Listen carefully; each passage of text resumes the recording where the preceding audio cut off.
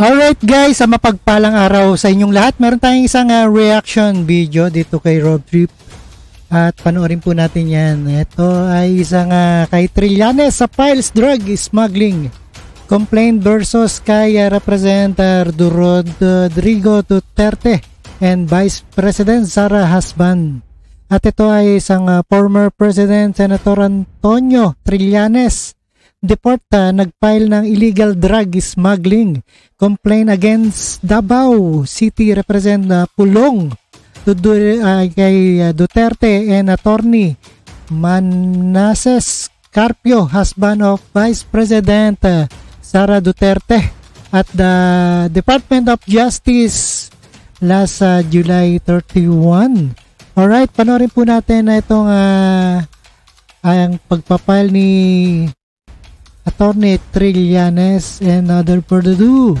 Former Senator Antonio Trillanes IV alleged sila Pulong Duterte at Mans Carpio. Tapos ang mga naging facilitators naman ito na naipasok ito at naipuslit palabas ng customs ay sina Faildon, sina Allen Capuyan. These complaints stemmed from the seized over 600 kilos or 6.4 billion pesos worth of shabu in Valenzuela City in 2017. Former Bureau of Customs or BOC Commissioner Nicanor Faildon was also among the facilitators for the illegal shipment to pass customs inspection. Ngayon, ganito yung naging sistema. Ang pinakang drug lord dito ay si Charlie Tan. Nakapartner ito ni Michael Yang. Magkapareha sila ng triad. The complaint is allegedly the result of the Senate hearing in 2017 where Duterte was being interrogated. The respondents allegedly conspired to import the contraband by using their powers at that time. Pero ito yung mga pinilit na pagtakpan nung Duterte administration nung sila ay nakapwesto pa. Kaya ngayon, nakahanap tayo ng magandang pagkakataon na mag-file nitong kasong ito.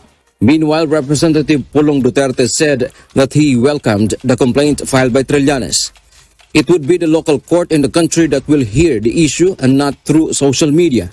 The lawmaker emphasized that he is innocent and he is confident his name will be cleared. Other respondents such as Attorney Carpio and former Bureau of Customs Chief Faildon have yet to issue a statement. Dante Amento, Alright guys, ito yung sinalamuot ni Trillanes.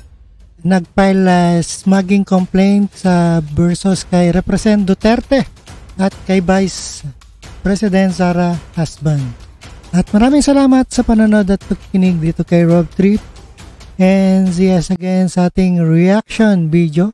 And peace out sa inyong lahat guys. Alright, thank you so much sa inyong lahat. Thank you.